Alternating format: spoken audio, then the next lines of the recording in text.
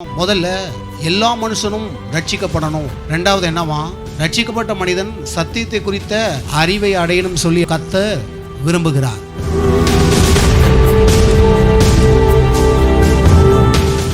அப்போ தேவன் எப்படி பார்க்கிறார் என்றால், எல்லா மனிதர்களையும் அன்பின் பார்வையில் கர்த்தர் பார்க்கிறார். பாருங்க, நாம பார்த்தீங்கன்னா நமக்கு பிடிச்சவங்களை பார்க்கும்போது நம்முடைய பார்வை வேற மாதிரி இருக்குது. நமக்கு பிடிக்காத ஆட்கள், அக்கிரமான ஆட்கள், மோசமான ஆட்கள், சில உபச்சாரக்காரர்கள், அசுத்தமானவர்கள், அருவருப்பானவர்கள், இவர்களெல்லாம் பார்க்கும்போது என்ன பண்ணுறோம், அவங்களுக்கு எது செய்ய தோணலை, அவங்களோட பேசவே என்ன மாட்டுது, விருப்பமே இல்லாமல் போகுது. இதுதான் மனித ஸ்பாவம். சோதம் கொமர பட்டணத்தை அழிக்க போகிறாரு. ஏன் அழிக்க போகிறாரு? அங்கே பாவம் கூக்குரல் பயங்கரமாக ஆகிப்போச்சு. அதுக்கான தண்டனை நீதியுள்ளவராக இருக்கிறனால அங்கே செஞ்சாகணும். ஆனாலும் அந்த ஜனங்கள் மனம் திரும்பணுன்றது தான் அவருடைய விருப்பம். முழுமையாய் அழிப்பது விருப்பமே இல்லை.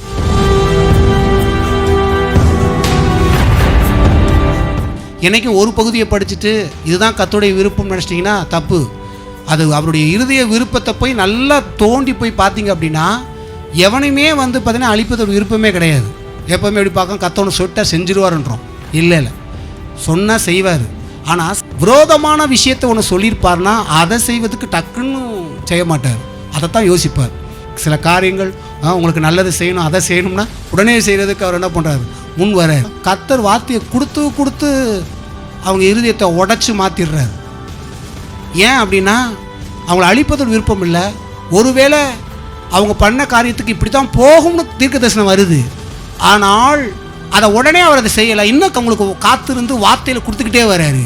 வார்த்தை வர என்ன பண்ணுது, அவங்க மனம் திரும்ப ஆரம்பிக்கும் போது அவங்க பார்த்தீங்கன்னா தீமையை அனுபவிக்கு பதிலாக நன்மையை அனுபவிப்பதற்கு போயிடுறாங்க. பாருங்க,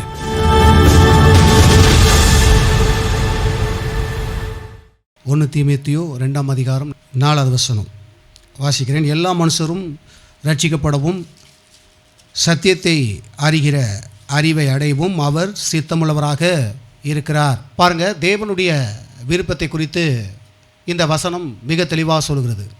என்னவா, முதல்ல எல்லா மனுஷனும் ரட்சிக்கப்படணும். ரெண்டாவது என்னவா, ரட்சிக்கப்பட்ட மனிதன் சத்தியத்தை குறித்த அறிவை அடையணும் சொல்லி என்ன பண்ணுறாராம், கர்த்தர் விரும்புகிறார். அப்போ கர்த்தருடைய விருப்பத்தை தேவ பிள்ளை முதல்ல அறிந்து கொள்ளணும். பாருங்கள், தேவ பிள்ளைகள் எல்லாம் தேவனுடைய விருப்பத்தை அறிந்து கொள்ளணும். அவருடைய பிள்ளைகள் சரியாக அந்த விருப்பத்தை தெரிந்து கொள்ள வேண்டும் என்பதற்காக கர்த்தர் பாருங்கள் இந்த வேத வசனங்கள் மூலியமாக தம் விருப்பத்தை அவர் தெரியப்படுத்தியிருக்கிறார். அப்போ பாருங்கள், தேவன் சொல்கிறாரு ரட்சிக்கப்படணும் அப்படின்னு கர்த்தர் விரும்புகிறாராம். அப்போ அதே விருப்பம் தான் நமக்கு இருக்கணும். மக்களை பார்க்கும்போது நமக்கு என்ன அப்படின்னா, எல்லா மனுஷனும் ரட்சிக்கப்படணும்னு கர்த்தர் விரும்புகிறாரு. இந்த மனுஷெல்லாம் ரட்சிக்கப்படணும் அப்படின்னு தேவன் என்ன பண்ணுறாரு, விரும்புகிறார் என்பதை முதல்ல என்ன பண்ணணும், தெரிந்துக்கிறணும்.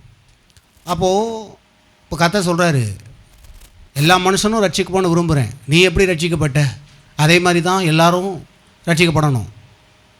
நீ எப்படி என்னை தெரிந்து கொள்ள நான் விரும்புகிறேனோ, அதே போல் இந்த உலகத்தில் இருக்கிற எல்லா மனிதர்களும் என்னை தெரிந்து கொள்ளணும், என்னை அறிந்து கொள்ளணும்னு சொல்லி நான் விரும்புகிறேன் அப்படின்னு என்ன பண்ணுறாரு, கர்த்தர் சொல்கிறார். பாருங்கள், அப்போது ஒரு தேவ பிள்ளை புரிந்து கொள்ளணும், தேவனுடைய விருப்பம் இந்த உலக மக்கள் எல்லாம் ரட்சிக்கப்படணும் அப்படின்னு தேவன் விரும்புகிறார்.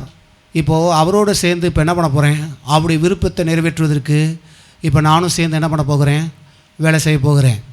முதலாவது கர்த்தர் என்னை எப்படி தொட்டாரோ அதே போல் எல்லாத்தையும் தொட அவர் விரும்புகிறார். அப்போ என்னை எப்படி தொட்டார் அப்படின்னா, என்னை தொடுவதற்கு ஒரு மனிதனை கர்த்தர் என்ன பண்ணார், பயன்படுத்தினார். ஏதாவது ஒரு மனிதன் மூலியமாக நம்ம என்ன பண்ணிப்போம், தொடப்பட்டிருப்போம். ஏதாவது ஒரு மனிதன் மூலியமாக தான் கிறிஸ்துவை அறிந்திருப்போம். பாருங்கள், கிறிஸ்து நம்மை தொடுவதற்கு ஏதாவது ஒரு மனிதனை கர்த்தர் என்ன பண்ணியிருக்கிறார், நம்முடைய வாழ்க்கையில் அவர் பயன்படுத்தியிருக்கிறார். அப்போ அதே போல் தான் மற்றவருடைய வாழ்க்கையும் கர்த்தர் தொடணும். அப்படின்னா இப்போ கர்த்தர் சொல்கிறாரு, இப்போது நீ எனக்கு தேவையா இருக்கிற, இப்போது நீ மட்டும் ரட்சிப்பை சுதந்திரிச்சிட்டு நீ மட்டும் சுயமாக வாழணும் அப்படின்னு நினச்சேன்னா அது தப்பான விஷயம். அப்படி இல்லை, நான் பெற்ற ரட்சிப்பை மற்றவர்களும் பெறணும், நாம் பெற்ற இன்பத்தை மற்றவர்களும் பெறணும் அப்படின்னு சொல்லி என்ன பண்ணணும், முதல்ல தெரிந்து கொள்ளணும். அப்போ என்னவாம், கர்த்தர் சொல்கிறாரு, என் விருப்பத்தை தெரிஞ்சனா இப்போது என் பிள்ளை என் விருப்பத்தை என்ன பண்ணும், நிறைவேற்றும். பாருங்கள், இந்த உலக மனிதரை போல் நம்ம வாழுகிறதெல்லாம் நம்முடைய வாழ்க்கை. பாருங்கள், இந்த உலகத்தில் அவங்க என்ன பண்ணுறாங்கன்னா, சம்பாதிக்கிறாங்க, சாப்பிட்றாங்க, வீடை வாங்கணும், நிலத்தை வாங்கணும், அதை வாங்கணும், இதை வாங்கணும்.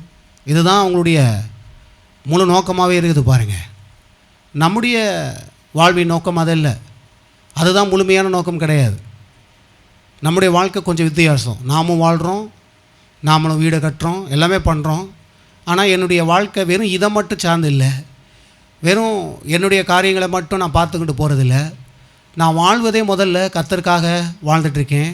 கர்த்தருடைய விருப்பத்தை நிறைவேற்றுவதற்கு கர்த்தர் என்ன பண்ணிருக்கிறார், இந்த உலகத்தில் வைத்திருக்கிறார், இந்த பூமியில் வைத்திருக்கிறார். முதல்ல அதை புரிஞ்சுக்கிறணும். கர்த்தர் எதற்காக நம்ம இந்த பூமியில் வைத்திருக்கிறார்.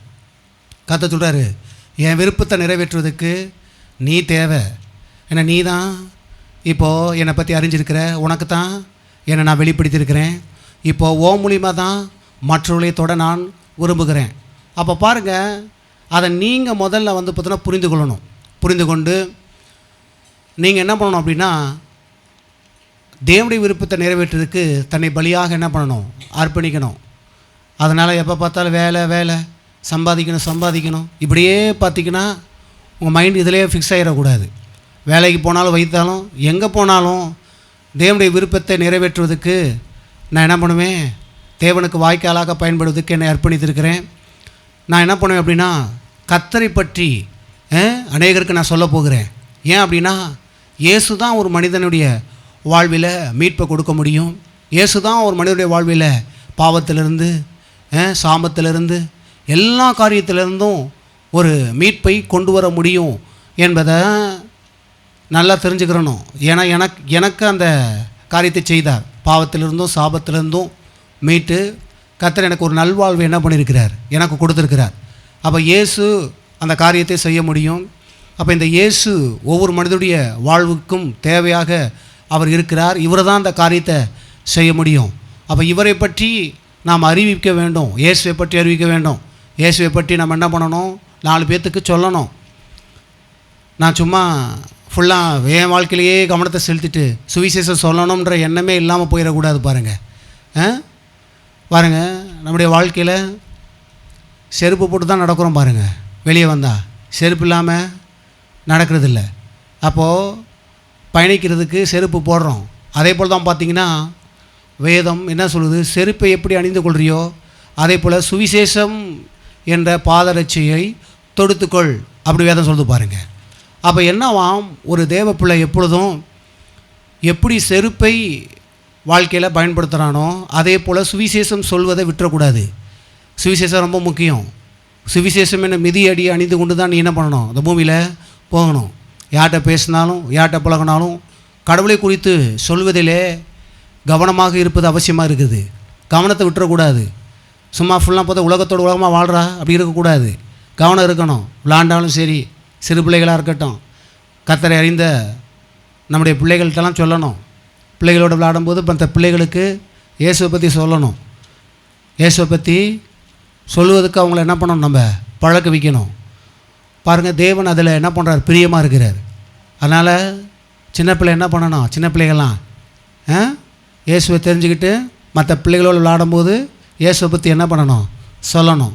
அப்போ சிறு பிள்ளைகளும் சொல்லணும், பெரியவர்கள் சொல்லணும், வாலிபர்கள் சொல்லணும். எல்லோருமே ரட்சிப்பை சுதந்திரித்த ஒவ்வொருவரும் நாம் என்ன பண்ணோம் அப்படின்னா, மற்றவர்களும் ரட்சிப்பை சுதந்திரிப்பதற்கு என்ன பண்ணணும், நாம் தேவனுடைய சுவிசேஷத்தை அறிவிப்பதற்கு கடமைப்பட்டிருக்கிறோம் என்பதை புரிந்து கொள்ளணும்.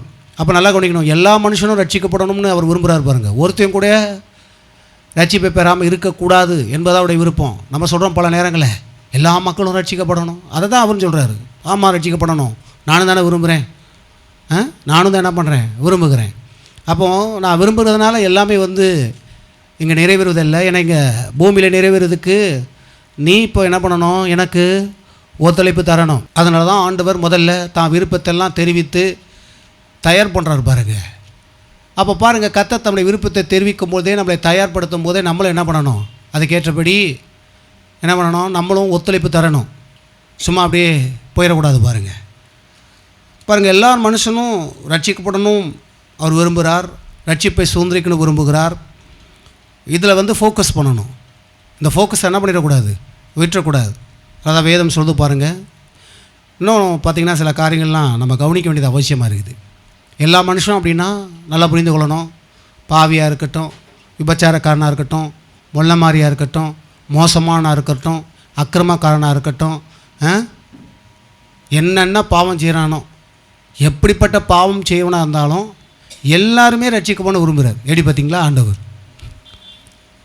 நம்ம எப்படின்னா சில நேரங்களில் ஒரு சில நல்லவர்களுக்கும் சுவிசேஷத்தை சொல்லலாம், அடங்காதவர்களுக்கும், முரட்டாட்டம் உள்ளவர்களுக்கும், விபச்சார கல்லர்களுக்கும், வேசி கல்லர்களுக்கும், ஆண் புணர்ச்சிக்காரர்களுக்கும், சுய புணர்ச்சிக்காரர்களுக்கும், இவங்களாம் பார்க்கும்போது நமக்கு என்ன ஒரு அறிவுறுப்பு மாதிரி பார்த்து இவங்களாம் சுவிசேஷத்தை சொல்லலாமா?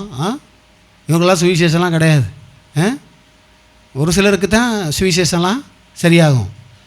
இவங்கெல்லாம் பார்த்திங்கன்னா நரகத்துக்குனே படைக்கப்பட்டவர்கள் அப்படின்னு என்ன பண்ணுறோம், நம்மளே ஒரு ஜட்ஜ்மெண்ட் எழுதிடுறோம்.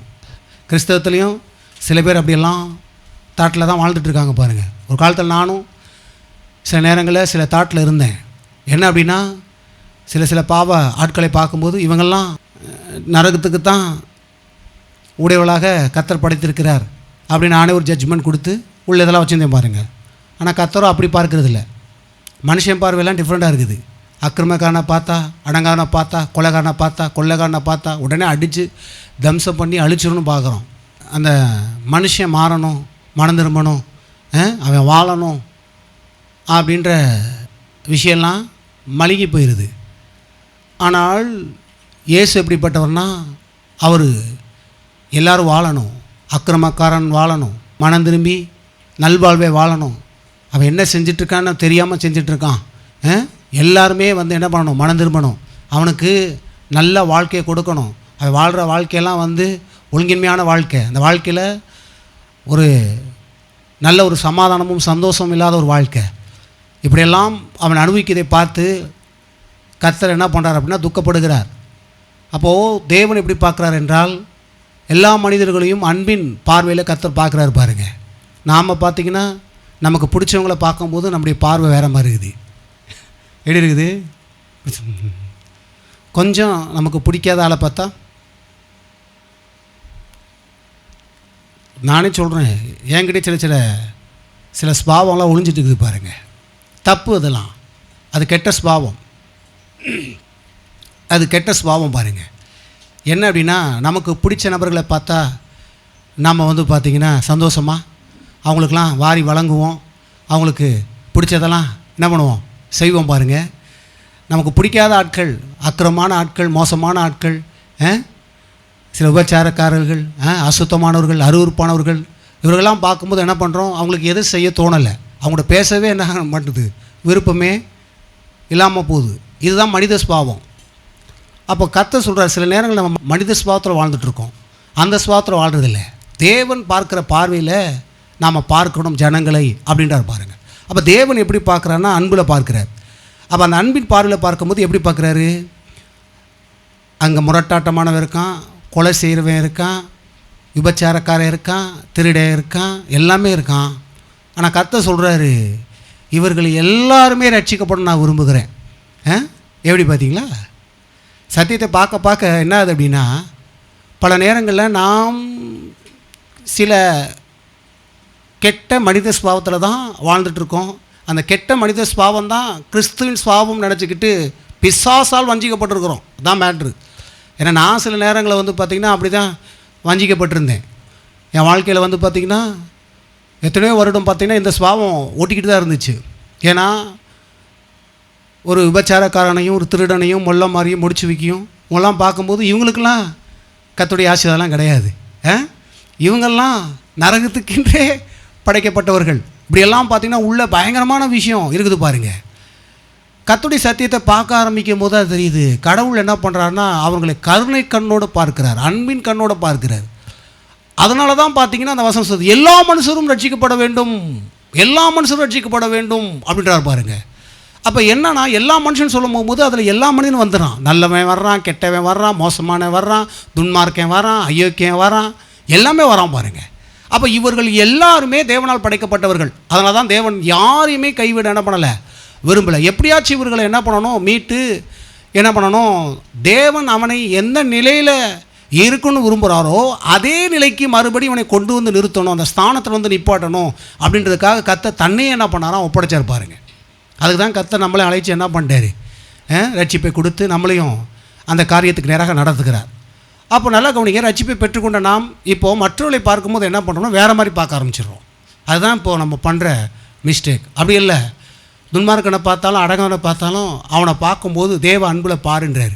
அவளை பார்க்கும்போது கர்த்தாவே இவர்களெலாம் மனம் திரும்பினா நல்லா இருக்குமே, இவங்களை மனம் திரும்பும்படி ஒரு வாய்ப்புகளை கொடுங்க, மனம் திரும்பும்படி கர்த்தாவே நான் இவங்களுக்கு வார்த்தை சொல்வதுக்கு எனக்கு என்ன பண்ணுங்க, வழிவாசலை தரங்க. அப்போ பாருங்கள், யாரெல்லாம் வெறுத்தீங்களோ, யாருக்கெல்லாம் சுவிசேஷம் சொல்லக்கூடாதுன்னு நினச்சிங்களோ, இனிமேல் உங்கள்கிட்ட எதுவும் பேசக்கூடாதுன்னு நினச்சிங்களோ, யார் மேலாம் உங்களுக்குள்ள கொஞ்சம் வெறுப்பு இருக்குதோ அந்த ஸ்வாவமெல்லாம் கெட்ட ஸ்வாவம்ன்றார். அதை இப்போயே எடுத்து போட்டுடணும், இப்போயே தூக்கி எரிஞ்சிடணும். அந்த ஸ்வாவத்தில் இருக்கக்கூடாது.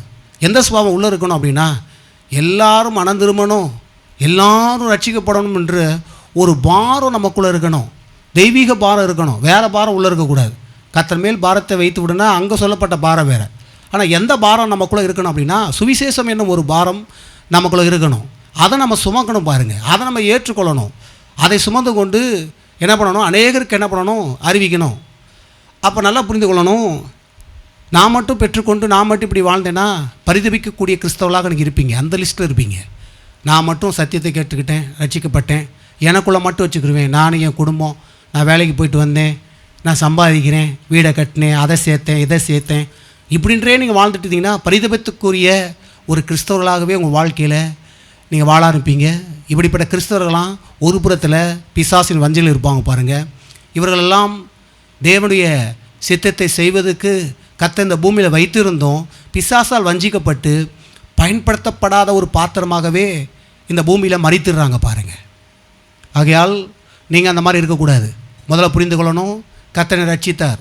ஒரு புறத்தில் நான் வாழ்க்கை வாழ்ந்தாலும், கல்யாணம் பண்ணி பிள்ளைகளை பெற்று எல்லாமே வாழ்ந்தாலும், செய்ய வேண்டிய கடமைகளாக செஞ்சாலும் எனக்கு மாபெரும் ஒரு கடமை இருக்குது. அது என்ன தெரியுமா, இயேசுவினுடைய விருப்பத்தை நிறைவேற்றுவது தான் என்னுடைய கடமை. நல்லா புரிந்து கொள்ளணும். பார்த்திங்கன்னா நம்ம வெள்ளிக்கிழமை பார்த்தோம் பாருங்கள், தேவனுக்கு கடமை இருக்குது அப்படின்னு சொல்லி பார்த்தோம். பிரசங்கத்தில் வரும்போது அந்த ஒரு விஷயத்தை பார்த்தோம் பாருங்கள். உங்களை போஷிக்கிறது, பாதுகாக்கிறது, உங்களை எல்லாவற்றையும் கொடுப்பது அது அவருடைய கடமை. அது அவருக்கு நல்லா தெரியுது பாருங்கள். அப்போ அதை தான் இப்போ கர்த்தர் சொல்கிறாரு, எனக்கு ஒரு கடமை, அந்த கடமை நிறைவேற்ற நான் தயாராக இருக்கிறேன், அதை நான் நிறைவேற்றி கொண்டு தான் இருக்கிறேன். இப்போ உனக்குரிய கடமையை நீ செய்ய வேண்டியது மிகவும் அவசியமாக இருக்குது. அப்போ என்ன சொல்கிறார் அப்படின்னா, உன்னுடைய கடமை என்ன, வாழ்க்கையில் இப்போ நீ என் விருப்பத்தை புரிஞ்சுக்கிட்டு, விருப்பத்தை எப்படி தெரிஞ்சுக்கிறோம், வசனத்தின் மூலியமாக. இந்த வசனத்தை படிக்கும் போகும்போது யாருடைய விருப்பத்தை தெரிஞ்சுக்கிறோம், கர்த்தருடைய விருப்பம் என்ன என்பதை நம்ம என்ன பண்ணுறோம், தெரிந்து கொள்கிறோம் பாருங்கள். இதன் மூலியமாக தான் நம்ம தெரிந்து கொள்கிறோம், இந்த வசனத்தின் மூலியமாக தெரிந்து கொள்கிறோம். அப்போ விருப்பம் என்ன, அவர் எல்லார் மனுஷனும் ரட்சிப்பில் வருவதுக்காக ஒரு காரியத்தை தான் என்ன பண்ணிகிட்டு இருக்கார், பார்த்துட்டு இருக்கிறார். அதுதான் அவருடைய விருப்பமாக இருக்குது. எப்படியாச்சும் என்ன பண்ணணும், மனம் திரும்பணும், எப்படியாச்சும் மாறணும்னு சொல்லி. அப்போது சில நேரம் பார்த்திங்கன்னா எல்லா இடங்களையும் பார்த்திங்கன்னா வெளிநாடு ஃபாரின்லாம் Jesus coming soon, Jesus coming soon, ஏசு வரப்போகிறார், ஏசு வரப்போகிறார். நான் விவரம் தெரிஞ்சிருந்து இந்த வார்த்தை நிறையா நான் கேட்டிருக்கேன். ஆனால் இயேசு வந்தபாடு இல்லை. ஆனால் நிறைய பேர் பார்த்திங்கன்னா இயேசுவை கண்டேன், சொப்பனத்தின் மூலியமாக கர்த்தர் ரெண்டாவது வருகையை காண்பிக்கிறார், ரகசியவதை காமிக்கிறார், அதை காமிக்கிறார், இதை காண்பிக்கிறார், இயேசு அழுதுட்டுருக்கிறார், சீக்கிரம் வரப்போகிறார், பல விதங்களை பார்த்திங்கன்னா பார்த்து சொல்கிறாங்க. அதெல்லாம் கேட்கும்போது பார்த்தீங்கன்னா ஐயோ இன்றைக்கே வந்துடுவார் போலன்னு சொல்லி சில நேரம்லாம் பார்த்திங்கன்னா பயமாக இருக்கும். ஐயோ இன்றைக்கி வந்துட்டாருன்னா நம்மளாம் போயிடுவோமா, உங்களாம் அப்படியே இருந்துருக்குதா, இல்லைன்னா சொல்லக்கூடாது, போய் சொல்லக்கூடாது, இருக்கும். சில பேர் பார்த்திங்கன்னா இயேசுவை பார்த்தவங்க இந்த அவனுடைய வருகை குறித்து சில தரிசனங்களை கர்த்தர் கொடுத்தது, இல்லை ஆண்டவர் அவர்களோடு இடைப்பட்டு நான் சீக்கிரம் வரப்போகிறேன், மக்களுக்கு போய் சொல்லு, இப்படியெல்லாம் பார்த்திங்கன்னா தம்முடைய பிள்ளைகளுக்கு தேவன் காண்பித்து அவர்கள் அதை சொல்லும் போது பார்த்திங்கன்னா ஒரு பயமும் என்ன உண்டாது, ஒரு பயம் உண்டாகுது, ஒரு மாதிரி திடுக்கணும் சில விஷயங்கள்லாம் உண்டாது பாருங்கள். உடனே உண்டாகுது, இன்றைக்கி இயேசு வந்தால் நான் பரலோகத்துக்கு போயிடுவேனா, ஏன்னா சில நேரம் நான் வாழ்கிற வாழ்க்கையே எப்படின்னு தெரிஞ்சு போயிடுது. நான் கிறிஸ்துவின் சித்தத்தை நிறைவேற்றபடி இங்கே வாழலன்னு எனக்கே தெரியுது. ஏன் அப்படின்னா நான் என்னுடைய விருப்பத்தை தான் வாழ்கிற மாதிரி இருக்குது. அதனால் கண்டிப்பாக அவர் வரும்போது நான் எடுத்துக்கொள்ளப்படுவேனான்றது கூட எனக்கு சந்தேகமாக இருக்குன்னு எனக்குள்ளேயே என் மனசாட்சி பேசிகிட்டு இருக்குது. புரியுதுங்களா? அப்போ நல்லா புரிந்து கொள்ளுங்க. நிறைய பேர் பார்த்தீங்கன்னா எப்படி இருக்கிறாங்க பாருங்க. நான் ஒரு ஸ்டேட்டஸில் போட்டிருந்தேன், உங்களுக்கு நல்லாவே தெரியும். தேவ சித்தத்துக்கு விரோதமாய் செயல்படுத்தி கொண்டு நடந்து கொண்டு என்ன பண்ணுறாங்க? இயேசுவை நேசிக்கிறாரு, கிருபையாக இருக்கிறார், இரக்கமாக இருக்கிறார். பார்த்தீங்க, இதை அனுப்பும்போது ஒருத்தர் அனுப்பியிருந்தார் பாருங்க. அவருக்கு ரொம்ப குத்தப்படுது போல். என் வார்த்தைகள்லாம் சில போதுன்னா ரொம்ப பாவம், அது ஷார்ப்பாக போகுது, என்ன பண்ணுறது? அது அவருடைய வார்த்தை, தேவனுடைய வார்த்தை. அவர் சொன்னால் பாருங்கள், எல்லாருமே தேவ சித்தம் தான் செய்கிறார்கள். அப்படின்னா தான் எல்லாமே நல்லா இருந்திருக்குமே. ஏன்னா அவர் அது செய்யலை, அவர் எதிர்ப்பதமாக தான் செயல்படுறார். அவருக்கு அது குத்தப்பட்டு இடம் பண்ணுறார். எல்லாரும் தேவ சித்தம் செய்கிறார்கள்.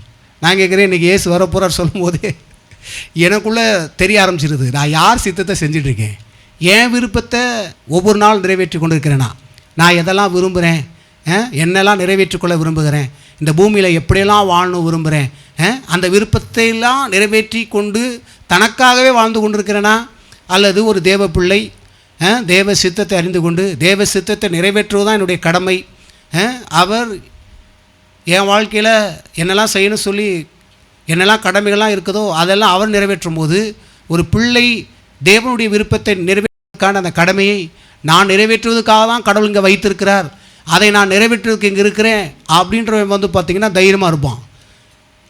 இயேசு வந்து பார்த்திங்கன்னா எப்போ வந்தாலும் okay, I am all right, நான் கரெக்டாக இருக்கேன், தேவ சித்தத்தை நிறைவேற்றும்படியாக நான் இருப்பதுனால பார்த்திங்கன்னா எனக்குள்ள ஒரு தைரியம் இருக்குது. ஏன்னா தேவனோடு இணைந்து பயணித்து கொண்டிருக்கிற எந்த ஒரு மனிதனுக்கும் பயம் என்பது இருக்காது. புரியுதா? ஆகையால் ஒன்று புரிந்து கொள்ளுங்க, மற்ற கிறிஸ்தவர்கள் போல வாழ்ந்துடாதீங்க. கிறிஸ்தவனாவே எல்லாரும் தேவ சித்தத்தை நிறைவேற்றுறாங்க அப்படின்னா கிடையவே கிடையாது. எல்லாரும் தேவ சித்தத்தை புரிந்து கொள்ளவும் வரமாட்டாங்க. பாருங்கள், இப்போ இங்கே இருக்கீங்க, நீங்கள் வந்திருக்கீங்கன்னா எதுக்காக வந்திருக்கீங்க? தேவனுடைய விருப்பத்தை தெரிந்து கொள்வதற்கு. பாருங்கள், உங்களை மேலே நான்லாம் தேவ சித்தத்தை அறிந்து கொள்ளணும் அப்படின்னு பார்த்தீங்கன்னா சில இடங்களுக்குலாம் ஓடுவோம் பாருங்கள். அங்கெல்லாம் பார்த்தீங்கன்னா சில நேரங்கள்லாம் ஒரு பேர் 2 பேர் உட்காந்துருப்பாங்க. என்னடா கூட்டமே வரல அப்படின்னு நினைப்போம் பாருங்கள். எந்த கூட்டம் வந்தால் வராமல் இருந்தேன், நமக்கு தேவை சத்தியம். எவை வந்தால் வராமல் இருந்தேன், என்ன சத்தியம்தான் எனக்கு முக்கியம். தேவனுடைய விருப்பத்தை நிறைவேற்றுவதும், அப்போ தேவ விருப்பத்தை நான் என்ன பண்ணணும்? தெரிந்து கொள்ளணும். அப்போ நான் தேவனை தேடி நான் என்ன பண்ண போகிறேன்? ஓட போகிறேன். ஏன்னா என் வாழ்க்கையில் தேவன் தான் எனக்கு முதல் தேவை. முதல்ல உங்கள் வாழ்க்கையில் இதை நல்லா புரிந்து கொள்ளணும். வாழ்க்கையில் யார் முதல் தேவை? தேவன் தான் தேவை. இப்போது தேவனுடைய சித்தத்தை செய்வதுக்கு தான் தேவன் இங்கே வைத்திருக்கிறார். அதற்கு என்ன பண்ணியிருக்கிறேன்? அர்ப்பணித்திருக்கிறேன். அதனால தான் அறிந்து கொள்வதற்கு இங்கே ஓடி வந்திருக்கிறேன். கரல் தரி கத்திரி ஸ்தோத்திரிப்போமா? சரி, அப்போ அதை புரிந்து கொள்ளணும். நம்மகிட்ட இருந்த ஒரு தவறான கலைகள் என்ன அப்படின்னா, நமக்கு பிடித்தவங்களுக்கு சில சுவிசேஷம், சில நல்லவர்களுக்கு சுவிசேஷம், மற்றவர்களாம் சுவிசேஷம் சொல்கிறதுக்கெல்லாம் நம்ம மனது வராது. இதுதான் உண்மை. நான் சொல்கிறது புரியுதா? உண்மையை பேசுகிறேன்னா பொய் பேசுகிறேன்னா? சுவிசேஷம் எப்படி சொல்கிறீங்க? கொஞ்சம் அப்படியே மூஞ்சி முறைச்சிட்டாவே என்ன பண்ண மாட்டோம், நம்ம அதுக்கு மேலே முறைச்சிட்டு வந்துடுவோம். போடா அப்படின்றோம் பாருங்கள். அப்படி இல்லை எல்லாருமே. அப்போது பார்த்தீங்கன்னா நீங்கள் வாசிக்கல சில காரியங்கள்லாம் நம்ம பார்க்கும்போது தெரியும். எசேக்கியேல் 18ஆம் அதிகாரம் 23வது வசனம். துன்மார்க்கன் சாகிறது எனக்கு எவ்வளவு வேணும் பிரியமோ, அவன் தன் வழிகளை விட்டு திரும்பி பிழைப்பது அல்லவோ எனக்கு பிரியம் என்று கர்த்தராகிய ஆண்டவர் சொல்கிறார். பாருங்க, இங்கே கர்த்தருடைய இருதயத்தை பாருங்க. வசனத்தில் கர்த்தருடைய இருதயத்தை. துன்மார்க்கன் சாகிறது. இப்போ துன்மார்க்கனா என்ன? இஷ்டத்துக்கு வாழ்கிறான், கர்த்தருடைய வழியிலே வரமாட்டான். பாருங்க, இங்கே பாருங்களேன். கிறிஸ்தவன் எல்லாமே கிறிஸ்தவனாக இருக்க முடியாது. துன்மார்க்கமான கிறிஸ்தவன் ஒருத்தன் இருக்கான். என்ன அப்படின்னா, சர்ச்சுக்கு வருவான், எல்லாம் போவான், ஆனால் கர்த்தருடைய வழியில் வரமாட்டான், கர்த்தருடைய சத்தியத்தில் நடக்க மாட்டான், கர்த்தருடைய பாதையில் வரமாட்டான். அவன் ஒரு வழியில் போய்கிட்டு இருப்பான். பாருங்கள், நீங்கள் எந்த கிறிஸ்தவன் என்பதை அதையும் பார்த்துக்கிறணும், நல்லா கவனிக்கணும். இப்போ கர்த்தர் சொல்கிறாரு, துன்மார்க்கமாக ஒரு மனிதன் போகும்போது அவன் தவறான வழியை தான் தேர்ந்தெடுக்கிறான், தப்பான பாதைக்கு நேரம் தான் போகிறான், நரகத்துக்கு நேரம் தான் நோக்கி கொண்டு இருக்கிறான். எல்லாமே தேவனுக்கு தெரியுது. தேவன் அவனை அப்படியே விட்டுறணும்னு சொல்லி என்ன பண்ணலாம் விரும்பலையாம். எப்படியாச்சும் அவன் என்ன பண்ணணும்? வரணும், எப்படியா வரணும். சில நேரம் பார்த்தீங்கன்னா சில முரட்டாட்டவங்க பண்ணுறவங்க பேசுகிறவங்க நம்ம குடும்பத்தில் எல்லாமே பார்க்கும்போது அழிஞ்சு சாகட்டும்னு சொல்லி சபிச்சிடுறோமா இல்லையா? செத்து தொலையட்டும், இந்த கழுதைகள்லாம் நாசமாக போய் தொலையட்டும், இதுகள்லாம் இனிமேல் ஒன்றத்துக்கு சொல்லக்கூடாதுன்னு. பாருங்கள், நம்ம எந்த அளவுக்கு ஒரு உச்சக்கொட்ட கோபத்தில் போய் எப்படி பேச ஆரம்பிக்கிறோம் பாருங்கள். நம்ம இருதயத்தை பாருங்கள், தேவ இருதயத்தை பாருங்கள். தேவனுடைய பார்வையில் உங்களுக்கு தெரியாத என்ன விஷயமும் அவருக்கு தெரியும். ஏன்னா அவன் பண்ணுற தப்பெல்லாம் அப்படி தெரியும் பாருங்கள். ஆனாலும் கர்த்தர் சொல்கிறாரு, ஐயோ நீ சாகிறத கூட நான் விரும்பலடா, நீ பார்த்தீங்கன்னா தொடர்ந்து தப்பான வழியில் போய் நரகத்துக்கு நேராக போகிறத நான் விரும்பலடா, நீ மனம் திரும்ப வேண்டும் என்பதை தான் நான் என்ன பண்ணுறேன், விரும்புகிறேன். அப்படி நல்லா கவனிங்களேன். அப்போ எப்படிப்பட்ட உள்ளத்தை பாருங்களேன், ஆண்டுடைய உள்ளத்தை, ஏசப்பாவின் உள்ளத்தை நீங்கள் பாருங்கள், தெய்வத்துடைய உள்ளத்தை பாருங்கள். சொல்கிறா பாருங்கள், அவன் தன் வழிகளை விட்டு திரும்பி பிழைப்பது அல்லவோ எனக்கு பிரியம் என்று. பார்த்தீங்களா, நான் அதுதான் எனக்கு பிரியம்ன்றார். நான் அதை தான் விரும்புகிறேன். அவன் தொடர்ந்து அந்த வழிகளில் போகிறதே இல்லை, அவன் மனம் திரும்பி அவன் அந்த பொல்லாத வழிகளை விட்டு வரணும்னு தான் நான் விரும்புகிறேன். அவனை அழிந்து போகணும் நான் விரும்பலை, அவனை அழிக்கணும் நான் விரும்பலை. கர்த்தர் பார்த்தீங்கன்னா அப்படியே எல்லாத்தையுமே அழிக்கணும் ஒரு உண்மையான விருப்பம் அது கிடையவே கிடையாது. சில நேரம் பார்த்தீங்கன்னா சில அழிவுகள்லாம் நீங்கள் வேதத்தில் பார்க்கலாம். நீதி உள்ள தேவன் சில காரியத்தை அங்கே பண்ணியாக வேண்டியது இருக்குது. ஆனால் அவர் முழு இதயத்தோடு எதையுமே செய்கிறதில்லை. அது தெரியுமா உங்களுக்கு? வேதத்தில் பார்த்தீங்கன்னா சோதம் கொமோரா பட்டணத்தை அழிக்க போகிறாரு, சில பட்டணத்தில் அழிக்க போகிறாரு. ஏன் அழிக்க போகிறாரு? அங்கே பாவம் கூக்குரல் பயங்கரமாக ஆகிப்போச்சு. அதுக்கான தண்டனை நீதியுள்ளவராக இருக்கிறனால அங்கே செஞ்சாகணும். ஆனாலும் அந்த ஜனங்கள் மனம் திரும்பணுன்றது தான் அவருடைய விருப்பம். முழுமையாக அழிப்பது விருப்பமே இல்லை. அதனால தான் பார்த்தீங்கன்னா ஆபிரகாம்லாம் என்ன பண்ணுறான், போராடுறான், கேட்குறான், பட்டணத்தில் இத்தனை நீதிமான்கள் இருந்தால் அழிப்பீரோ? அதை கொஞ்சம் பார்ப்போம். 18ஆம் அதிகாரம் இதிலிருந்து வாசம் 22. அப்பொழுது அந்த புருஷர் அவ்விடம் விட்டு சோதோமை நோக்கி போனார்கள். ஆபிரகாமோ பின்னும் கர்த்தருக்கு முன்பாக நின்று கொண்டிருந்தான். அப்பொழுது ஆபிரகாம் சமீபமாய் சேர்ந்து, துன்மார்க்கனோடு நீதிமானையும் அழிப்பீரோ? பட்டணத்துக்குள்ளே ஒருவேளை 50 நீதிமான்கள் இருப்பார்கள், அதற்குள் இருக்கும் அந்த 50 நீதிமான்கள் நிமித்தம் ரட்சியாமல் அந்த ஸ்தலத்தை அழிப்பீரோ? துன்மார்க்கனோடு நீதிமானையும் சங்கரிப்பது உமக்கு தூரமாக இருப்பதாக, நீதிமானையும் துன்மார்க்கனையும் சமமாய் நடப்பிப்பது உமக்கு தூரமாக இருப்பதாக, சர்வலோக நியாயாதிபதி நீதி செய்யாதிருப்பாரோ என்றான். அதற்கு கர்த்தர், நான் சோதோமில் 50 நீதிமான்களை கண்டால் அவள் நிமித்தம் அந்த ஸ்தலம் முழுவதையும் ரட்சிப்பேன் என்றார். இங்கே பாருங்களேன், இதில் நீங்கள் நல்லா கவனிச்சிங்கன்னா இவன் சொல்கிறான், இந்த பட்டணத்துக்குள்ளே நீதிமான் இருப்பாங்க, துன்மார்க்கம் சாகிறது ரைட்டு, அவன் பண்ண தப்புக்கு சாகலாம். நீதிமான் சாகலாமா? துன்மார்க்கோட நீதிமானும் சாகணுமா அப்படின்னு சொல்லி என்ன பண்ணுறான் கேட்குறான் பாருங்க. இங்கே இன்னொரு விஷயம் அடங்கியிருக்கு பாருங்கள். துன்மார்க்கனே அழிப்பது விருப்பம் இல்லை, அதை தான் புரிந்து கொள்ளணும். ஏதாவது விருப்பம், துன்மார்க்கனை அழிப்பது விருப்பம் இல்லை. அதனால தான் இந்த வசனம் நமக்கு சுட்டி காமிக்குது. எசேக்கியேல் என்றைக்கும் ஒரு பகுதியை படிச்சுட்டு இதுதான் கர்த்தருடைய விருப்பம் நினச்சிட்டிங்கன்னா தப்பு. அது அவருடைய இருதய விருப்பத்தை போய் நல்லா தோண்டி போய் பார்த்தீங்க அப்படின்னா எவனையுமே பார்த்தீங்கன்னா அழிப்பது ஒரு விருப்பமே கிடையாது. ஏன்னா எல்லாமே அவர் படைத்த சிருஷ்டி, அவர் அழிப்பதை விரும்பலை பாருங்கள். இன்னும் அவருடைய உள்ளத்தை நான் உங்களுக்கு சுட்டி காண்பிக்க விரும்புகிறேன். யோனா புத்தகத்தை எடுப்போம், 4ஆம் அதிகாரம் 9 வாசிங்க பாருங்கள். அப்பொழுது தேவன் யோனாவை நோக்கி, நீ ஆமனுக்கு நிமித்தம் எரிச்சலாக இருக்கிறது நல்லதோ என்றார். அதற்கு அவன், நான் மரண பரியந்தும் எரிச்சலாக இருக்கிறது நல்லதுதான் என்றான். அதற்கு கர்த்தர், நீ பிரயாசப்படாதும் நீ வளர்க்காததும் ஒரு ராத்திரியை முளைத்ததும் ஒரு ராத்திரி அணிந்து போனதுமான ஆமனுக்காக பிரதிபிக்கிறாயே, வலது கைக்கும் இடது கைக்கும் வித்தியாசம் அறியாத 120,000 பேருக்கு அதிகமான மனுஷரும் அநேக மிருக ஜீவன்களும் இருக்கிற மகா நகரமாகிய நினிவேக்காக நான் பரிதமியாமல் இருப்பேனோ என்றார். பாருங்கள், யோனாவை கர்த்தர் அழைத்தார். போப்பா, நினிவேல பயங்கரமான பாவங்கள் இருக்குது, இந்த நினிவே ரட்சிப்பது அவருடைய விருப்பம், அழிப்பது அவருடைய விருப்பமே இல்லை. ஆனால் அவங்க பண்ண தண்டனைக்கு நீதி உள்ள தேவன் அதை செய்தாகணும். அதற்கு முன்னாக்க சில வாய்ப்புகளை கொடுக்குறார் மனம் திரும்புவதுக்கு. போய் நீ போய் என்ன பண்ண, எச்சரித்து போய் சொல்லு. நம்மளை கூட அதனால தான் சுவிசேஷத்தை சொல்கிறார். ஏன்னா அவன் பண்ண பாவம் அவனை அழிச்சிரும்.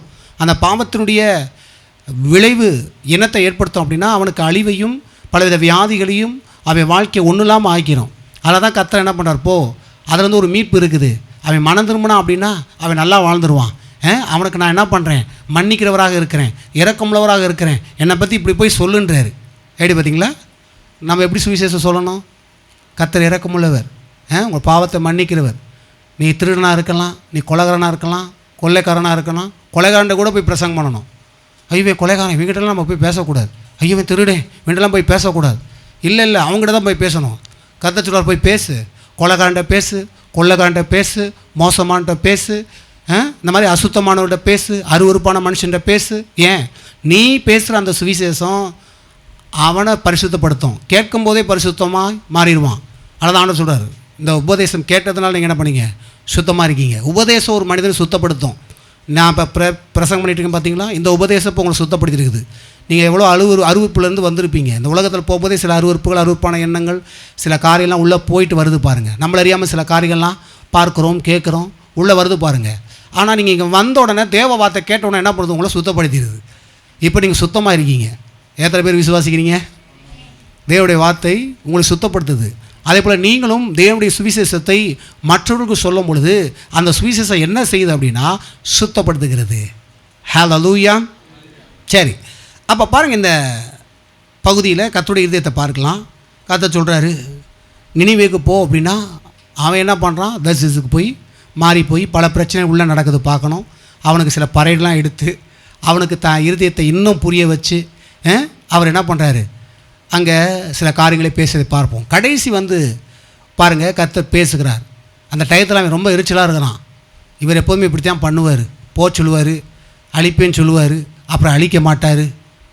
பயங்கரமான ஆளாக இருக்கிறார். உண்மைங்க. சில நேரம் பார்த்தீங்கன்னா இந்த தீர்க்கதரிசன ஊழியத்தில் இருக்கிறவங்க தான் தெரியும். சில நேரம் ஆண்டவர் சொல்லுவார், இவங்க சாகரமாக இருக்காங்க, இந்த இப்படி ஆயிடுவாங்க, அப்படி ஆயிடுவாங்கன்னுவார். போய் சொல்லுன்னுவோம். போய் அங்கே சொல்லிட்டு வந்த பிறகு அவங்க ஏதாவது மனம் திரும்பியோ அல்லது அவங்க அழுது ஜோம் பண்ணியோ பண்ணும்போது என்ன மாறி போயிடும். அவன் உயிரோடு இருப்பான். என்னடா செத்து போயிடுன்னு சொன்னார், இவன் என்னடா உயிரோடு இருக்கான் அப்படின்னு நினச்சி நம்ம கோபமாக இருக்கும். ஏன்னா அவன் பழச்சிட்டு என்ன பண்ணுவான் அப்படின்னா நம்மளை ஏதாவது வேறு மாதிரி சொல்லிடுவானோ, இவர் என்ன கெட்ட தீர்க்கதரிசியாக இருக்கிறாரு, இவர் சரியான தீர்க்கதரிசி இல்லை, நான் அந்த பொழைச்சிக்கிட்டேன் பார்த்தியா அப்படிலாம் சொல்லி நம்மளை ஒரு மாதிரி ஆக்கிடுவாங்க அப்படின்றதெல்லாம் தீர்க்கதரிசிகளுக்கு இருக்கும். சும்மா இல்லாமல் இல்லை, புரியுதுங்களா?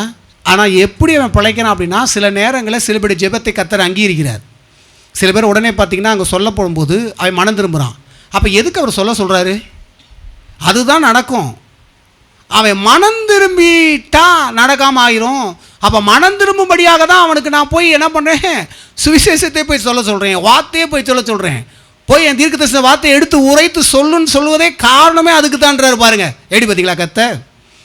அப்போ மேலோட்டமாக பார்க்கும்போது என்ன பண்ணா அவன் பண்ண தப்புக்கு கர்த்தர் தண்டனை கொடுத்து அவனை அழிக்கிறதுக்காக என்ன பண்ணிக்கிறார்? தீர்க்கதரிசனம் உரைக்கிறார் அப்படின்றதான் நமக்கு தெரியும். ஆனால் உள்ளே போய் பார்த்தீங்கன்னா அந்த தீர்க்கதரிசனம் அவனை அழிப்பதுக்காக இல்லை.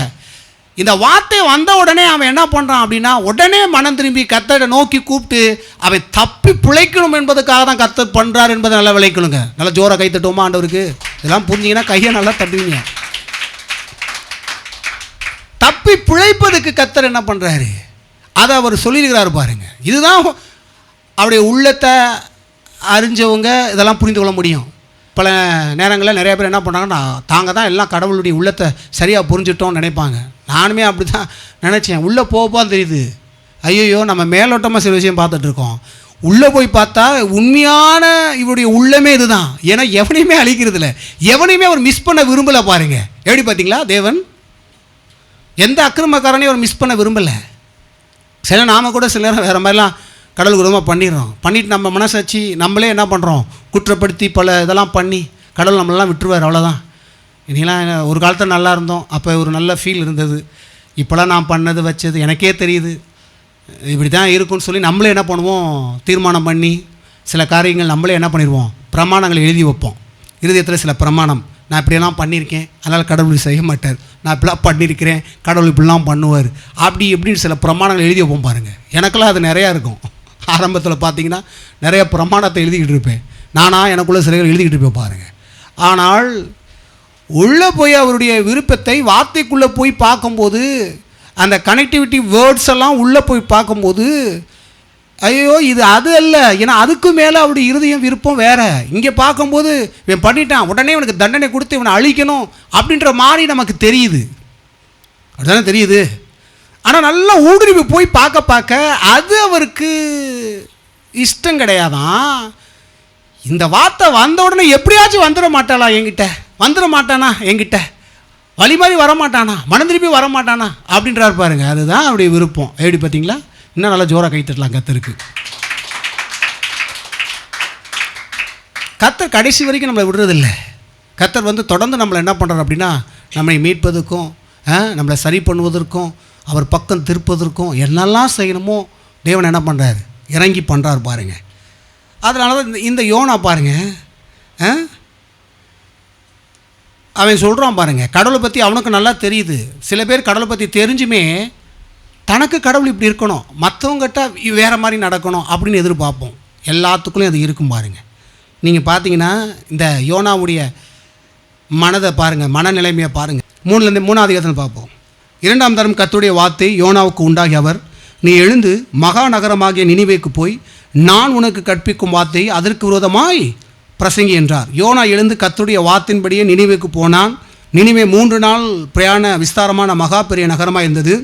யோனா நகரத்தில் பிரவேசித்து 1 நாள் பிரயாணம் பண்ணி இன்னும் 40 நாள் உண்டு, அப்பொழுது நினிவே கவிழ்க்கப்பட்டு போம் என்று கூறினான். அப்போது நினிவேயில் உள்ள ஜனங்கள் தேவனை விசுவாசித்து உபவாசம் செய்யும்படி கூறினார்கள். பெரியோர் முதல் சிறியோர் மட்டும் ரட்டுடித்து கொண்டார்கள். இந்த செய்தி நினிவேன் ராஜாவுக்கு கேட்டின போது அவன் தன் சிங்காசனத்தை விட்டு எழுந்து தான் முடித்திருந்த உடுப்பை கழற்றி போட்டு ரட்டை உடித்து கொண்டு சாம்பலிலே உட்கார்ந்தான். மேலும் ராஜா தானும் தன் பிரதானிகளும் நிர்ணயம் பண்ணின கட்டளையாக நினிவேல் எங்கும் மனுஷரும் மிருகங்களும் மாடுகளும் ஆடுகளும் ஒன்றும் ருசி பெறாதிருக்கவும் மேயாமலும் தண்ணீர் குடியாமலும் இருக்கவும் மனுஷரும் மிருகங்களும் ரெட்டினால் மூடிக்கொண்டு தேவனை நோக்கி உரத்த சத்தமாய் கூப்பிடவும் அவரவர் தம் தம் பொல்லாத வழியும் சேர்ந்து வாசிமதிலிருந்து அவரவர் தம் தம் பொல்லாத வழியும் தம் தம் கையிலுள்ள கொடுமையும் விட்டு திரும்ப கடவர்கள். யாருக்கு தெரியும், நாம் அழிந்து போகாதபடிக்கு ஒருவேளை தேவன் மனஸ்தாபப்பட்டு தம்முடைய உக்கிர கோபத்தை விட்டு திரும்பினாலும் திரும்புவார் என்று கூறச் சொன்னார். அவர்கள் தங்கள் பொல்லாத வழியை விட்டு திரும்பினார்கள் என்று தேவன் அவருடைய கிரிகளை பார்த்து தாம் அவர்களுக்கு செய்வேன் என்று சொல்லியிருந்த தீங்கை குறித்து மனஸ்தாபப்பட்டு அதை செய்யாதிருந்தார். எப்போவுமே எப்படி பார்க்க கத்தவனை சொட்டா செஞ்சிருவாருன்றோம். இல்லை சொன்னால் செய்வார். ஆனால் விரோதமான விஷயத்தை ஒன்று சொல்லியிருப்பார்னா அதை செய்வதுக்கு டக்குன்னு செய்ய மாட்டார், அதைத்தான் யோசிப்பார். சில காரியங்கள் உங்களுக்கு நல்லது செய்யணும், அதை செய்யணும்னா உடனே செய்கிறதுக்கு அவர் என்ன பண்ணுறாரு, முன் வராரு. ஆனால் சில விரோதமான காரியம் செய்யணும், நீங்கள் ஒரு ராங்காக போயிட்டீங்க, அதுக்கான பிரதிபலனை கொடுக்கணும் வரும்போது அங்கே கொஞ்சம் யோசிக்கிறாரு. அதில் தான் இன்றைக்கி நம்ம இன்ன வரைக்கும் உட்காந்துருக்கோம். இல்லாட்டினா நம்ம பண்ணதுக்கெல்லாம் எப்படி இருப்போம்னு யோசித்து பாருங்களேன், கொஞ்சம் சிந்திச்சு பாருங்கள். நாம் என்னெல்லாம் தனிப்பட்ட விதத்தில் யாருக்கெல்லாம் தெரியாமல் என்னெல்லாம் செஞ்சுருப்போம் என்பது நமக்கும் கடவுளுக்கு நல்லாவே அது தெரியும் பாருங்கள். ஆனால் ஏன் அப்படி பண்ணலைன்னா இங்கே சில விஷயம் இருக்குது பாருங்கள். இங்கே நீங்கள் பார்க்கும் பொழுது இந்த பகுதியில் அவன் போய் பிரசங்கம் பண்ண உடனே என்ன பண்ணிட்டாங்க அப்படின்னா மாறிட்டான், மனம் திரும்பிட்டான், உட்காந்து அழுகிறான். அவன் மட்டும் இல்லை, மிருகங்கள் மொதல் கொண்டு கத்தரை நோக்கி கூப்பிடுற மாதிரி வச்சுருக்கான். அந்த வசனம் சொல்ல பாருங்கள் 8 சேர்ந்து வாசிங்க. மனுஷரும் மிருகங்களும் ரெட்டினால் மூடிக்கொண்டு தேவனை நோக்கி உரத்த சப்தமாய் கூப்பிடவும். இங்கே இருக்கு, மனுஷன் மட்டும் இல்லை, மிருகங்கள் முதற்கொண்டு யாரை நோக்கி கூப்பிட, கத்தரை நோக்கி கூப்பிட. பாருங்கள் எப்படின்னு பார்த்தீங்களா.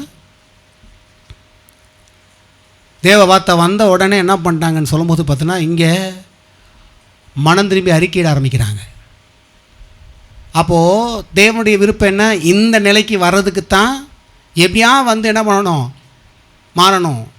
அவனுக்கு சொல்லப்பட்ட அந்த தீங்கை அவனுக்கு நான் செய்யாதபடிக்கு அவன் மனம் திரும்பணும்னு விரும்புகிறார்.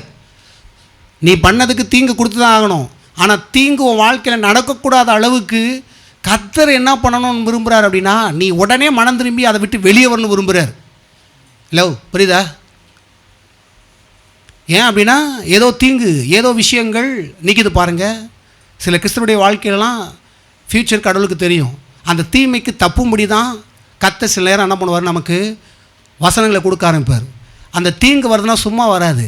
அந்த தீங்கில் நாம் ஏதாவது சில காரியங்கள் பண்ணியிருந்தோன்னு வச்சுக்கோங்க, அதை நிமித்தம் வர தீங்குகள் கர்த்தர் தீங்குலேருந்து வெளியே வருவதற்கு கர்த்தர் என்ன பண்ணுவார்னா வார்த்தை கொடுக்க ஆரம்பிக்கிறார். இப்படியே மனம் திரும்பு, இப்போயே பொல்லாத வழிட்டு வெளியே வந்துடு. ஏன் அப்படின்னா இந்த தீங்கு உன்னை பிடிக்க போகுது. அப்போ தீங்கு உன்னை பிடித்து நீ ஒன்று இல்லாமல் போவது எனக்கு முழுமையான விருப்பமே இல்லை. அந்த தீங்கு உன் வாழ்க்கையில் நடக்கக்கூடாது என்பதை நான் விரும்புகிறேன். நீ கஷ்டப்பட்டு துன்பப்பட்டு அதில் மாட்டிக்கிடக்கூடாது என்பதை கர்த்தர் விரும்புகிறார். அதான் இதுதான் இவர் குணம். இந்த குண லட்சணம் யோனாவுக்கு நல்லாவே தெரியும் என்பது எப்படி தெரியுது, இங்கே தெரியுது. யோனாவுக்கு இது மிகவும் விசனமாக இருந்தது. அவன் கடும் கோபம் கண்டு இங்கே பாருங்க, இவங்க மனம் திரும்பினதை குறித்து இவனுக்கு எவ்வளோ கோவத்தை பாருங்கள். சில நேரம் தீர்க்கதரிசியில் அப்படி தான் இருக்குது. ஏன் அப்படின்னா அவர் சொன்னதை சொல்லிட்டேன், இப்போ இவர் மாறிட்டாரே அப்படின்ற மாதிரிலாம் சிலதெல்லாம் ஓடும் பாருங்கள் உள்ள. இப்போ இங்கே பாருங்கள் 2, கர்த்தரை நோக்கி விண்ணப்பம் பண்ணி, கர்த்தாவே, நான் என் தேசத்தில் இருக்கும்போதே நான் இதை சொல்லவில்லையா? இது நிமித்தமே நான் முன்னினுமே தரிசிக்க ஓடிப்பினேன். நீர் சேர்ந்து வாசிப்போம். நீர் இரக்கமும் மன உருக்கமும் நீடிய சாந்தமும் மிகுந்த கிருபையும் உள்ளவரும் தீங்குக்கு மனஸ்தாபப்படுகிறமான தேவன் என்று அறிவேன். இதுதான் ஹார்ட். எப்படிங்க இந்த மாதிரிலாம் இருக்க முடியும்? எந்த தெய்வங்க எப்படி இருக்க முடியும்? இந்த தெய்வம் போல் இருக்க முடியாது. எப்படி பார்த்தீங்களா? தீங்குக்கு மனஸ்தாபப்படுகிறவர். கடவுள் ஒரு தீங்கு கூட உங்கள் வாழ்க்கையில் நீங்கள் அனுபவிக்கும் போகும்போது உடனே மனஸ்தாபப்படுவது அவர் தானா? அவர் உங்களுக்கு தீமையை அனுபவிக்கும் போது சந்தோஷப்பட்டு இருக்க மாட்டார். அந்த தீமையை எதனால் அனுபவிக்கிற அப்படின்னா நீ பண்ண விஷயத்தில் அனுபவிக்கிற. புரியுதுங்களா? அப்போது அனுபவிக்கும் போகும்போது அவர் சந்தோஷப்பட்டுட்டு இருக்குது இல்லையா? அவர் துக்கப்படுறாரு, மனஸ்தாபப்படுறாரு. ஏன்னா நான் எவ்வளோ உனக்கு வாய்ப்பு கொடுத்தேனே, சொன்னேனே, ஏன் அதில் நீ வரல? இப்போ மாட்டிகிட்ட பார்த்தியா? இப்போ எப்படி உன் வாழ்க்கை போயிட்டுருக்குது பார்த்தியா? அதனால தான் கர்த்தர் மறுபடியும் வா, மனம் திருப்பி வரைக்கும் உன் வாழ்க்கையை நான் என்ன பண்ணுறேன், கட்டுக்கிறேன். எத்தனை முறை விழுந்தால் கூட திருப்பி இருக்க அப்படியே விட்டுறல கர்த்தர். மறுபடியும் தூக்கி என்ன பண்ணுறாரு, வா மறுபடியும் உனக்கு உபதேசிக்கிறேன், மறுபடியும் உனக்கு என்ன பண்ணுறேன், போதிக்கிறேன், மறுபடியும் உனக்கு வாழ்க்கை என்ன பண்ணுறேன், கட்டுறேன்றா பாருங்கள். எப்படிப்பட்ட கர்த்தர் பார்த்தீங்களா? இப்போ இவனுக்கு என்ன போச்சு, இவனுக்கு பாருங்கள், ஏற்கனவே நிறைய பேச்சுவார்த்தை நடந்திருக்குது. அப்போது யாருக்கு? யோனாவுக்கும் கடவுளுக்கும் பேச்சுவார்த்தை நடந்திருக்குது. நினிவேக்கு போகும்போது நினிவேக்கு போக மாட்டேன்றதுக்கு ஏதோ நிறையா விஷயங்கள் பேசியிருக்கணும், அவன் எல்லாமே சொல்லியிருக்கணும். அதை தான் இவன் சொல்கிறான். நான் ஏற்கனவே நான் என் தேசத்தில் ஏன் பட்டணத்தில் நான் மதுரையில் இருக்கும்போது, நான் சென்னையில் இருக்கும்போது உங்களுக்கு சொல்லலையா? என் ஊரில் இருக்கும்போதே சொல்லலை, புரியுதுங்களா? அப்படி சொல்கிறான். என் தேசம்னா என் ஊர், என் ஊரில் தான் என்கிட்ட பேசுனீங்க வந்து நீ இப்படி போன்னு சொல்லி. அப்போ ஊரில் இருக்கும்போதே உங்களுக்கு நான் சொன்னேன்ல, அப்போ என்ன சொன்னேன், இதை தான் சொல்லியிருப்பான். நீங்கள் போன்னு சொல்லுவீங்க, அப்போ திருப்பி இருக்க வந்து நீங்கள் அதை செய்ய மாட்டீங்க, கடைசி என்னையை அசிங்கப்படுத்து நீங்கள் நினைப்பீங்க. அப்படிலாம் எதாவது நிறையா ஓடி இருக்கும்னு நினைக்கிறேன். கடைசி பார்த்தா அவன் என்ன சொல்லிட்டப்போ, நான் சொன்ன மாதிரி தான் நடந்துச்சுன்ற மாதிரி ஆகிப்போச்சு. இப்போ நீங்கள் சொல்கிற மாதிரி நடக்காது. நீங்கள் அழிப்பேன்னு சொல்லுவீங்க, அழிக்க மாட்டீங்க. அப்போ அது யார் சொல்கிறா? யோனா. இப்போ யோனா சொன்னது நிறைவேறிச்சா? அப்படி சொல்கிறான். அதை புரிஞ்சுக்கிறதுக்கு தான் இப்படி சொல்கிறேன் உங்களுக்கு, எப்படி பேசியிருப்பான்னு. இப்போ கடவுள்கிட்ட என்ன சொல்கிறான், நான் சொல்லலையா அப்படின்னா என்ன? நான் சொல்லலையான்னா என்ன அர்த்தம்? நான் இப்படி தான் சொல்லியிருக்கேன், நீங்கள் இப்படி தான் பண்ணுவீங்கன்னு தெரியாதா?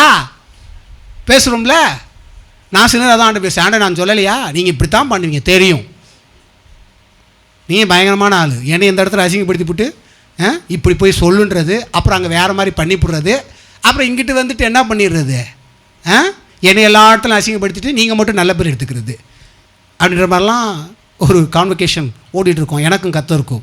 அதே போல் தான் ஊழியர்களுக்கும் சில நேரங்கள்லாம் பார்த்திங்கன்னா அதெல்லாம் ஓடும், கான்வெகேஷன் ஓடும். ஏன்னா கடவுள் ஒன்று சொல்லிட்டு இருப்பார், இங்கே இவங்க ஒன்று சொல்லிட்டு இருப்பாங்க, அப்புறம் அங்கே சில காரியம் பண்ணுவார், நிறைய விஷயம்லாம் ஓடுது பாருங்கள். இந்த கான்வெகேஷன் தான் அங்கே ஓடுது. இப்போ பாருங்கள், அவனை பாருங்கள் எப்படி ஜெபம் பண்ணுறான் பாருங்கள். 3, இப்போதும் கர்த்தாவே என் பிராணனை என்னை விட்டு எடுத்துக்கொள்ளும், நான் உயிரோடு இருக்கிறதை பார்க்கணும், சாகிறது நலமாக இருக்கும். எடுத்துக்கோங்க, செத்து போயிடுறேன். ஏன் நான் சொல்கிறபடி நீங்கள் எதுவுமே ஆக மாட்டுது, எதுவும் செய்ய மாட்டீங்க, நீங்களாம் அதெல்லாம் சில நேரம் அப்படிலாம் ஓடும். நானே சொல்லுவேன், எல்லாம் பிடிக்கலை, செத்தாவே நல்லா இருக்கும், போதும், நீ இது உமக்காய் செய்தது போதும், இந்த மாதிரிலாம் ஓடும் பாருங்கள். சில நேரம் எரிச்சல்லையும் பண்ணுவோம். அது அந்தந்த நிலையை பொறுத்து இருக்குது. இவனுக்கு அங்கே இருந்தால் எதுனா, இவன் எதன் நிமித்தம் சொல்கிறான், எரிச்சல் அடைஞ்சிட்டான். இவ்வளோ தூரம் வந்து பண்ணி வச்சு இங்கே ஒன்றுமே நடக்காமல் போகிறதுக்கு, அதுக்கு வந்து நான் இவ்வளோ தூரம் பிரயாணம் பண்ண வேண்டிய அவசியமே இல்லை. என்னைய உள்ள, ஏன்னா அவன் வாழ்க்கை பின்னணியை பார்க்கணும். அவன் இங்கேருந்து ஓடி வந்து அவனுக்காக பார்த்திங்கன்னா சமுத்திரத்தையே தேவன் என்ன பண்ணுறாரு, அசைக்கிறாரா இல்லையா? சமுத்திரத்தை அசைக்கிறாரா இல்லையா? எப்படிப்பட்ட வேலையெல்லாம் செய்கிறாரு பாருங்கள். சமுத்திரத்தை அசைச்சு இவனை உள்ளே போடுங்கடான்றாரு. இவனை உள்ளே போட்ட உடனே சாகவும் விடலை. சொல்லுவோம் பார்த்தீங்கன்னா, சாகவும் விட மாட்டார், வாழவும் விட மாட்டார்.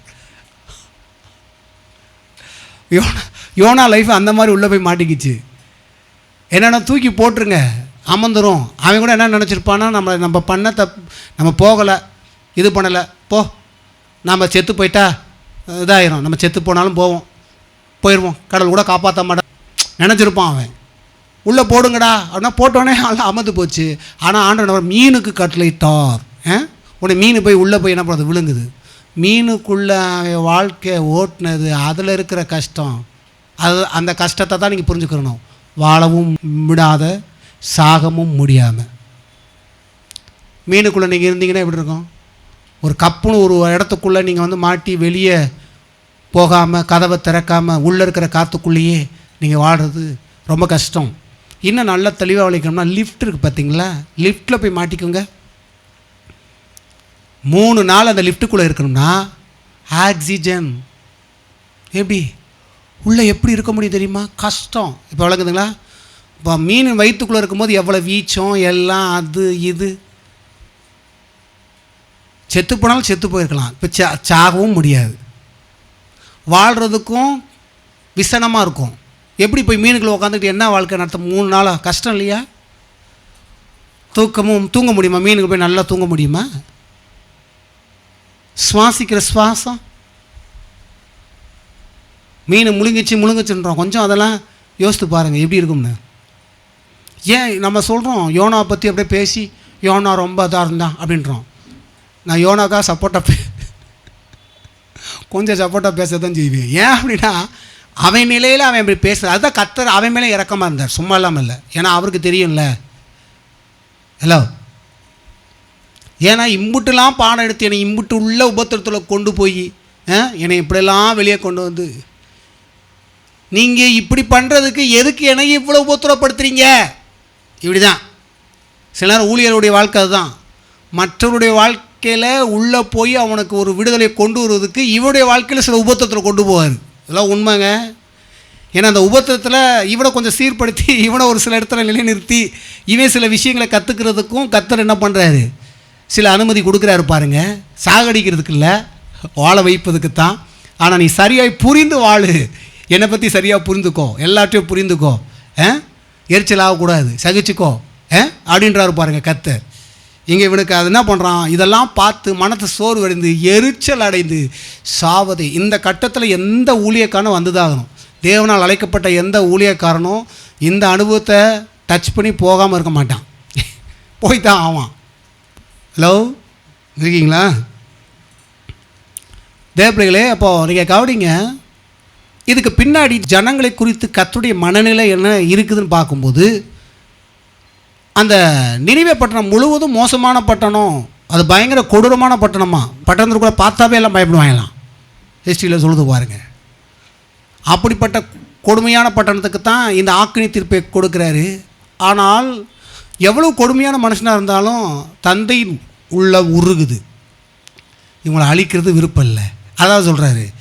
என்ன சொல்கிறாரு, இவனுக்கு ஒரு பாடத்தை எடுத்து ஒரு ஆமனுக்கு செடியை உண்டாக்கி அந்த நிழல் கொடுக்கும்போது சந்தோஷமாக இருக்கிறான். இந்த கதைலாம் தெரியும் உங்களுக்கு. அப்புறம் அதவே என்ன பண்ணுறாரு, பூச்சியை அனுப்பி அந்த ஆமனுக்கு செடி ஒன்றும் இல்லாமல் ஆக்கணுன்னு இவனுக்கு கோபமாகி போச்சு. இப்போ கிளாஸ் எடுக்கிறார்.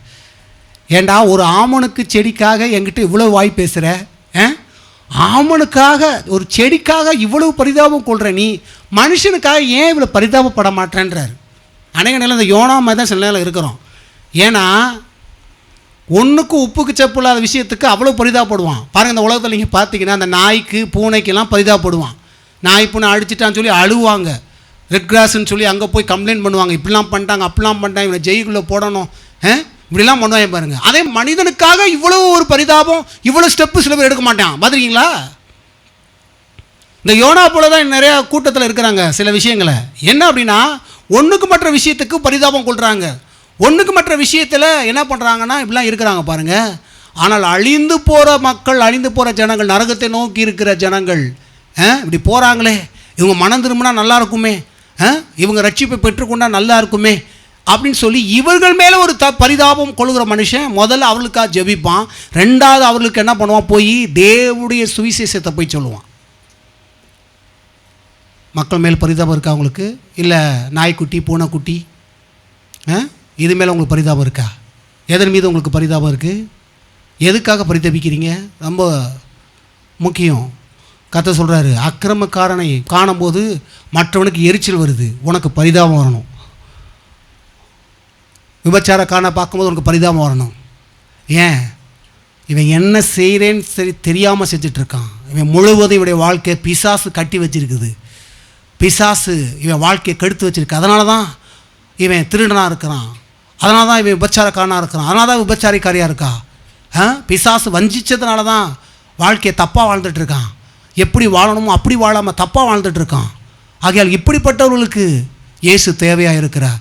இப்படிப்பட்டவர்கள் ரட்சிப்பு அடையணுமே, இப்படிப்பட்டவர்கள் இயேசு அறியணுமே, இப்படிப்பட்டவர்களுக்கெல்லாம் நான் இயேசுவை பற்றி சொல்லணுமே அப்படின்ற ஒரு பரிதாபம், ஒரு பாரம் உங்களுக்குள்ளே வரணும்.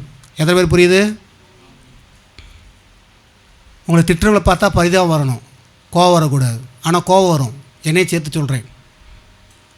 வருதா இல்லையா? குடும்பத்தில் நம்ம நடந்துக்கிற போது எப்படி வருது? பரிதாபம் வருதா? சண்டை வருதா? நீயா நானா? என்ன நீ புரிஞ்சுக்கிற மாட்ட, என்ன நீ புரிஞ்சுக்கிற மாட்ட. உங்களை புரிஞ்சுக்கிற நீங்கள் மற்றவங்களை புரிஞ்சுக்கோங்க. கடவுள் அப்படி தான் சொல்லுவார். நம்மகிட்ட பேசினா நம்ம சொல்லுவார், என்ன புரிந்துகொள்ன்ற முதல்ல நீ அவங்கள புரிஞ்சுக்கோ ஃபஸ்ட்டு.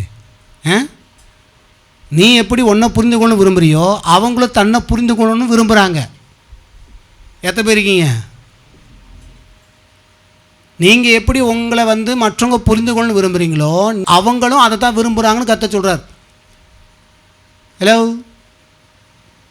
ஆகையால் உன்னை விளங்கிக் கொள்ளுங்க. சில ராங்காக போகிறாங்க, தப்பாக போகிறாங்க, எதிர்ப்பதமாக செயல்படுறாங்கன்னா அவங்க மேலே ஒரு பரிதாபம் வரணும், இரக்கம் வரணும். பாருங்கள், சில குடும்பங்கள்லாம் கர்த்தர் நடத்தும் போது என் மூலியமாக ப்ராஃபஸிலாம் கர்த்தர் கொடுக்கும் பொழுதெல்லாம் நிறைய காரியங்களை நான் கற்றுக்கொண்டு வந்தேன். ஏன்னா கடவுள் இதை சொல்கிறாரு, அப்புறம் அவங்கள அங்கே போக இவங்க இப்படி தப்பு பண்ணுறாங்க, இவ்வளோ இதெல்லாம் பண்ணுறாங்க, கர்த்தரும் பேசுகிறாரு, சில கடிந்து கொள்தல் கொடுக்குறாரு. அதே சமயத்தில் இவங்கெல்லாம் துரத்தி விடும்படி தான் கர்த்தர் பேசுவார்னா சில நேரம் துரத்தி விடவே மாட்டார். ஏன் துரத்தி விட மாட்டுறாரு அப்படின்னா எனக்கு புரியல. அப்புறம் போக போக தான் புரிஞ்சுது கடவுள் என்ன தான் செய்ய போகிறார். பார்த்தா கர்த்தர் வார்த்தையை கொடுத்து அவங்க இருதயத்தை உடச்சி மாற்றிடுறாரு. ஏன் அப்படின்னா அவங்கள அழிப்பதோட விருப்பம் இல்லை. ஒருவேளை அவங்க பண்ண காரியத்துக்கு இப்படி தான் போகும்னு தீர்க்க தரிசனம் வருது, ஆனால் அதை உடனே அவர் அதை செய்யலை. இன்னும் அவங்களுக்கு காத்திருந்து வார்த்தையில் கொடுத்துக்கிட்டே வர்றாரு. வார்த்தை வர என்ன பண்ணுது, அவங்க மனம் திரும்ப ஆரம்பிக்கும் போது அவங்க பார்த்தீங்கன்னா தீமையை அனுபவிக்கு பதிலாக நன்மையை அனுபவிப்பதுக்கு போயிடுறாங்க. பாருங்கள் எப்படி பார்த்தீங்களா? கர்த்தரை ஸ்தோத்திரிப்போம். ஹல்லேலூயா. ஆகையால் நல்லா புரிந்து கொள்ளணும், நல்லா அந்த சுவிசேஷத்தை சரியாக புரிஞ்சுக்கிறணும், மண்டையில் நல்லா ஏற்றுக்கிறணும். அப்பா தப்பு பண்ணுறாங்க, அம்மா தப்பு பண்ணுறாங்க, அவங்க பண்ணுறாங்க, இவங்க பண்ணுறாங்கன்னு நமக்கு என்ன ஆகி போயிடுது. சில விஷயங்கள்லாம் நமக்கு வேறு மாதிரி ஆகி போயிடுது. பாருங்கள், அவங்கள பார்த்தோன்னே பரிதாபம் வரணும். புரியுதுங்களா? பரிதாபப்பட்டு அப்படி அவங்க செய்தெல்லாம் சரின்னு சொல்லக்கூடாது. அதை சொல்லலை கடவுள். இவங்க பண்ண தப்பெல்லாம் சரின்னு போய் பிரசங்கம் பண்ண சொன்னார். அப்படியா பிரசங்கம் பண்ண சொன்னார்? அப்படியா பேச சொன்னார்? யோனாட்ட என்ன பேச சொன்னார்? இதை சரியாக புரிஞ்சுக்கிறணும். நீங்கள் தப்பாக கேட்டுறக்கூடாது நான் சொல்கிறத. ஹலோ. என்ன அப்படின்னா நீங்கள் பண்ணுற தப்பு தான் அங்கே சொல்லப்பட்டிருக்குது. இந்த இப்படிப்பட்ட பிரச்சனைலாம் உங்கள் வாழ்க்கையில் வரும். இதெல்லாம் உங்கள் வாழ்க்கையில் வரக்கூடாதுன்னா இயேசு மட்டும்தான் உங்கள் வாழ்க்கையை சரி செய்ய முடியும். இயேசுவை பிடிச்சிக்கோ. பண்ண பாவம்லாம் உன்னை விடாது. அதுலேருந்துலாம் வெளியே வரணும். அந்த பாவத்தின் வல்லமிலிருந்து, அந்த சாபத்தின் வல்லமிலிருந்து வெளியே வரணும்னா இயேசு தான்ப்பா உங்களுக்கு உதவ முடியும். இயேசு தான் உங்களுக்கு அந்த ரட்சிப்பை கொடுக்க முடியும். இயேசு தான் அந்த மீட்பை தர முடியும் அப்படின்றது அதை சொல்லணும். சொல்ல வேண்டிய விஷயத்த சொல்லாமல் தேவையற்ற விஷயத்தை பேசிகிட்டு இருக்கக்கூடாது. கர்த்தர் இவங்கெல்லாம் அது பண்ணுறாரு, அதனால் அருவருப்பான எல்லாட்டையும் போய் உக்காந்துக்கிட்டு கும்மி அடிச்சுக்கிட்டு அவங்க செய்கிற அருவருப்போட நானும் போய் அருவருப்பாக செய்யக்கூடாது. அப்படி இல்லை. அந்த அருவருப்பு தப்பு தான், தப்பான வழி தான். ஆனால் அதை சரின்னு சொல்லலை. அவன் தப்பான வழியில் போகிறான், அவனை விரும்புகிறேன், அவன் மாறணும்னு தான் விரும்புகிறாரு. புரியுதா? சில நேரம் நம்ம என்ன பண்ணிடுறோம், தவறான ஆட்கள்லாம் பார்த்துட்டு கடவுள் எல்லோரும் நேசிக்கிறார்ல, ஸோ அதனால் பார்த்தீங்கன்னா தப்பான காரியம் பண்ணாலும் ஓகே, நான் அவங்களோட போய் உக்காந்துக்கிட்டு என்ன பண்ணுறேன், அன்பாக பேச போகிறேன். சரியாது உக்காந்துக்கிட்டு அவங்களோட நல்லா டைம் ஸ்பெண்ட் பண்ணுறேன். ஹலோ, அன்பாக பேசுங்க. எந்த அன்பை காமிக்கணும்? தேவ அன்பு. தேவ அன்பு எப்படிப்பட்டது என்பதை விளக்கி காமிக்கணும். இயேசு எப்படிப்பட்டவர், உன் மேலே எவ்வளோ அன்பாக இருக்கிறாரு, உன்னை நேசிக்கிறார், நீ பண்ணுற துர்க்கிரியிலே வெறுக்கிறார், நீ போகிற பாதையை கர்த்தர் வெறுக்கிறார். அது உன்னை அழிச்சிரும். நீ நல்லா இருக்கணுன்றதுக்காக தான் கர்த்தர் என்ன பண்ணுறாரு, அந்த வழிகளை விட்டு வெளியவான்னு சொல்கிறாரு. அப்படி சொல்லணும், அதான் சுவிசேஷம். புரியுதுங்களா? சில நேரம் அந்த வழியை விட்டு என்னால் வர முடியலையா, அதுக்கும் கர்த்தர் உதவார். என்ன பண்ண, உட்காரு, சொல்லு ஆண்டவர்கிட்ட, என்னால் இந்த வழியை விட்டு வெளியே வர முடியல, இந்த ஆசைகளை விட்டு வெளியே வர முடியல, துன்மார்க்கமான ஆசைகள், பொல்லாத ஆசைகள், பொல்லாத பாவங்கள், இதுலேருந்துலாம் என்னால் என்ன பண்ண முடியல, வெளியே வர முடியல. ஆண்டவரே எனக்கு உதவுங்க, இயேசுவே என்னை ரட்சிங்க அப்படின்னு சொல்லி கூப்பிடு. நீ இருதயபூர்வமாக கூப்பிட்டா இயேசு உன்னை என்ன பண்ணுவார், ரட்சிப்பார். அவர் ரட்சிக்கிற கடவுள், உன்னை அவரை நேசிக்கிறார் அப்படி சொல்லணும். பாருங்க. ஹலோ, சொல்கிறீங்களா? அப்படி அக்கம் பக்கத்தில் கஷ்டப்படுறாங்கன்னா உடனே அவங்களுக்கு இயேசுவை போய் கொடுக்கணும். சும்மா ஒரு அரிசியை கொடுத்தேன், பருப்பை கொடுத்தேன், இது கொடுக்கலாம், நல்லது. ஆனால் இது ரட்சிப்பை தராது. ரட்சிப்பை கொடுப்பது இயேசு. அரிசி இல்லை, பருப்பு இல்லை, காசு இல்லை, பணம் இல்லை. அது மனிதனுக்கு எந்த ரட்சிப்பையும் கொடுக்க போகிறதில்ல. ரட்சிப்பு அது இயேசுவால் தான் அது கொடுக்க முடியும். அவரால் தான் அதை என்ன பண்ண முடியும், தர முடியும் என்பதை புரிந்து கொள்ளுங்க. சரி, அப்போ இந்த எசேக்கியேல் வசனத்தை எப்படி போய் உள்ளே போய் பார்த்துருக்கோம் பார்த்தீங்களா? எவ்வளோ விஷயம் இருக்குது பாருங்கள். ஏன்னா நம்ம ஏதோ ஒரு வசனத்தை பிடித்துக்கிட்டு இங்கே ஆபிரகாம் இப்படிலாம் ஜெபம் பண்ணா, துன்மார்க்கனோட நீதிமானை மலிப்பீரோ அப்படின்னா கடவுள் நீதிமான ஒரு கண்ணில் பார்க்குறாரு, துன்மார்க்கன் அப்படியே மூர்க்கமாக பார்க்குறாரு. அந்த மாதிரி கான்செப்டில் போயிடக்கூடாது. அதை படித்தோம்னா அந்த மாதிரி தான் இருக்கும் சில நேரங்களில். புரியுதுங்களா? அப்போ எல்லாம் சேர்த்து மொத்தம் பார்க்கும்போது தேவன் துன்மார்க்கனையும் வெறுக்கலை, நீதிமானையும் வெறுக்கலை. நீதிமான் சரியாக போகிறான்னா சந்தோஷம். இவன் மேலே ஒரு சந்தோஷம் இருந்தாலும் துன்மார்க்கு மேலே ஒரு கவனம் இருந்துக்கிட்டே இருக்குது. ஏன்?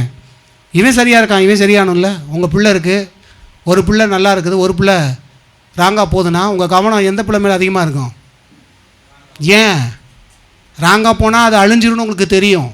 அதுக்காக தானே உங்கள் பிள்ளை நல்ல வழிக்கு வரணும்னு சொல்லி ஸ்டெப் எடுக்கிறோம். எதுக்குங்க ஸ்டெப் எடுக்கிறீங்க? பிள்ளைகள் எதிர்காலம் நல்லா இருக்கிறதுக்காக ஏன் ஸ்டெப் எடுக்கிறீங்க? ஒரு ஸ்கூல் கூட சரியாக சொல்லித்தரல, நல்ல ஸ்கூலுக்கு எதுக்கு போய் நீங்கள் சேர்க்குறீங்க? ஏன் காசு பணத்தை செலவு பண்ணுறீங்க? ஏன்? பிள்ளை எதிர்காலம் கெட்டு போயிடும். இப்போ சரியான பண்ண படிக்கணும், சரியான ஸ்கூலில் படிக்கணும், எல்லாமே தேர்ந்தெடுத்து என்ன பண்ணுறோம், செய்கிறோம் பாருங்கள். ஏன்? அவன் சரியாக வந்துடணும், நல்ல நிலைக்கு வந்துடணும் அப்படின்றதுக்காக பண்ணுறோம் பாருங்கள். அதே போல் தான் கர்த்தர் சரியாக ஒரு நிலையில் இருக்கிறவன் ஓகே, அதுக்கு அவனை விடலை, அவனையும் பார்க்குறாரு. ஆனால் எவனுடைய துன்மார்க்கமாக இருக்கான் பார்த்தீங்களா, அவனும் வரணும்னு விரும்புகிறார் கர்த்தர். ஹலோ, இருக்கீங்களா? Praise the Lord. ஆகையால் நல்லா புரிந்து கொள்ளணும். உங்கள் வாழ்க்கையில் ஒரு நோட்டை எடுத்து உங்களுக்கு ஒரு பாரம் வரட்டும். இந்த நாள் இந்த செய்தியின் மூலியமாக கர்த்தர் துன்மார்க்கனையும் எல்லா பாவியையும் விரும்புகிறார். அவன் ரட்சிக்கப்படணும் விரும்புகிறார், மனம் திரும்பணும் விரும்புகிறார். இந்த பூமியில் கர்த்தர் அவருடைய சித்தத்தை செய்வதுக்கு என்னை வைத்திருக்கிறார். நான் அந்த உலக வாழ்க்கையோடையே ஒன்றிணைந்து காசு பணம் வேலை இதிலேயே கவனம் செலுத்தி தேவனை குறித்து அநேகருக்கு சொல்லாமல் நான் இருப்பேனா? ரொம்ப பரிதாபத்துக்குரிய ஒரு கிறிஸ்தவனாக இருக்கிறேன் என்பது அர்த்தம். அப்படி இல்லை. எங்கே போனாலும் அங்கே சொல்லணும். அதுக்கு முன்னாடி ஜோம் பண்ணணும். ஆண்டவர்கிட்ட வீட்டில் ஜோம் பண்ணி, ஆண்டவரை என்னை எடுத்து யாருக்கெல்லாம் பேசணும் விரும்புகிறீங்களோ, யாரெல்லாம் ரட்சிப்புல வழிநடத்தணும் விரும்புகிறீங்களோ என்னை முற்றிலும் நான் அர்ப்பணிக்கிறேன். ஜெபிக்கணும். ஆண்டவரை யார்கிட்ட பேசணும், என்னை வழி நடத்துங்க, கேட்கணும். ஆண்டவர் அழகாக உங்களை கைட் பண்ணுவார். அழகாக ஒரு சிலரோடு என்ன பண்ணுவார்னா நினைச்சு விட்டுருவார். அழகாக பார்த்தீங்கன்னா சில பேர் உங்களை தேடி தங்களோட கஷ்டத்தெல்லாம் சொல்லுவாங்க. சொல்லிகிட்டு இருக்கும்போதே என்ன பண்ணணும், இப்போ சொல்லுவார், என்னை பற்றி சொல்லு, நான் தான் ரட்சிக்க முடியும், நான் தான் நல்லது செய்ய முடியும், உன் வாழ்க்கையில் நான் பண்ண விஷயத்தெல்லாம் சொல்லு, சாட்சியாக சொல்லு அப்படின்னுவார் பாருங்க. சும்மா வாயை மூடிக்கிட்டே இருக்கக்கூடாது, சொல்லணும். ஆண்டவர் இந்த சபையில் ஆண்டவர் என்னெல்லாம் செஞ்சார், என் வாழ்க்கையில் என்ன பண்ணார், நீங்கள் வாங்க பாருங்கள், உங்கள் வாழ்க்கையில் பெரிய மாற்றத்தை ஏற்படுத்துவார் அப்படின்றத பேசணும் பாருங்கள். அங்கே போய் தீர்க்கதரிசனம் சொல்லக்கூடாது. உங்களை பற்றி அப்படி சொல்லுவார், உங்களை பற்றி இப்படி சொல்லுவார், வரமாட்டியான், பயமுறுத்தக்கூடாது. வாங்க, உங்கள் வாழ்க்கையில் கடவுள் அவர் மூலியமாக பேசி உங்களை ஆசீர்வதிப்பார் அப்படி சொல்லணும். சும்மா அப்படி சொல்லுவார் இப்படி சொல்லுவான்னு சொல்லிட்டா வந்துடுவாங்க அப்படின்னு நினைக்கிறீங்க, கிடையாது. அது பயமுறுத்ததுக்கு சமானம். வர வர அவங்க தெரிஞ்சுக்கிடுவாங்க கடவுளுடைய காரியங்களை. உங்கள் சுவிசேஷம் எதெல்லாம் நிற்கணும், கடவுள் உங்கள் வாழ்க்கை நிலையை மாற்றுவார். இந்த பாவத்திலேருந்து வெளிவதுக்கு உங்களுக்கு உதவுவார். இந்த சாபத்திலேருந்து வெளிவர உங்களுக்கு உதவுவார். அவர் உங்களை ரொம்ப நேசிக்கிறாரு. உங்கள் செய்கையில் தான் கர்த்தர் வெறுக்கிறாரு, உங்களை ரொம்ப நேசிக்கிறாரு. உங்கள் வாழ்க்கையில் பெரிய மாற்றத்தை அவர் கொண்டு வர முடியும் அப்படின்னு சொல்லி என்ன பண்ணணும், சொல்லணும். ஹல்லேலூயா. எல்லாம் எழுப்பி நிற்போம்.